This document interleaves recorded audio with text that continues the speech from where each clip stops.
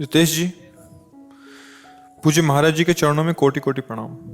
महाराज जी, क्या प्रतिकूलता या प्रारब्ध तंत्र क्रियाओं के द्वारा भी विचलित कर सकता है? रोज सत्संग सुनकर भी निष्ठा और विश्वास से इनका सामना नहीं कर मतलब पाता। ऐसा यदि आपकी स्थिति नहीं है, आप भगवद आसक्त नहीं हो और आपका बुरा प्रारब्ध आ रहा है, तो वो कोई भी निमित्त बन सकता है। तंत्र बन सकता है, भूत बन सकता है, मनुष्य बन सकता है, कोई यंत्र बन सकता है। आप जा रहे हो, अचानक ही यंत्र सामने से कोई टूटा गिरा के पैर टूट गया। कोई मंत्र बन सकता है, कोई अनुष्ठान करके तुम्हें परेशान कर सकता है, क्योंकि तुम्हारा प्रारब्ध है। और अगर आप भगवान के शरणागत हो, भजन कर रहे हो, तो सबको ऐलान कर देना चाहिए, सब तांत्रिक मिलकर एक साथ हमारे ऊपर करो, हमारा बाल भी उखाड़ लेना तो बता देना, क्योंकि हमारा मालिक चाहेगा तभी हो सकता है, नहीं तो हमारे रोम को भी नहीं हटा सकते।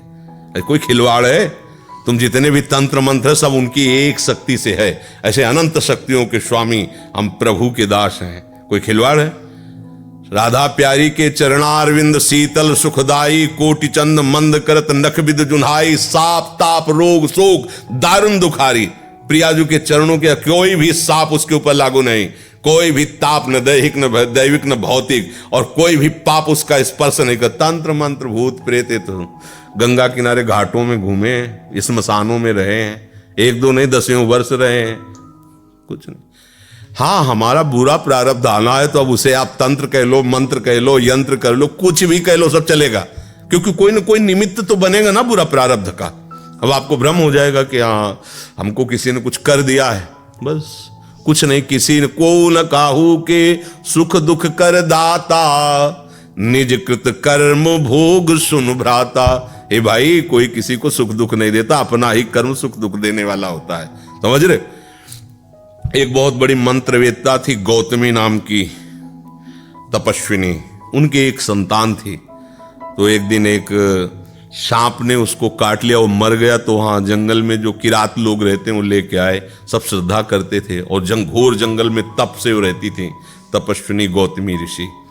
वो जब देखा मेरे पुत्र को सांप ने काट लिया, तो मृत्यु को भस्म करने के लिए तपोबल से बुलाया। सामने मृत्यु उपस्थित हुई। तुमने हमारे बालक को मरवा दिया। पहले तो सांप का आकर्षण किया, तुमने क्यों काटा? तो उसने कहा मृत्यु हमारे ऊपर सवार थी, मैंने काटा।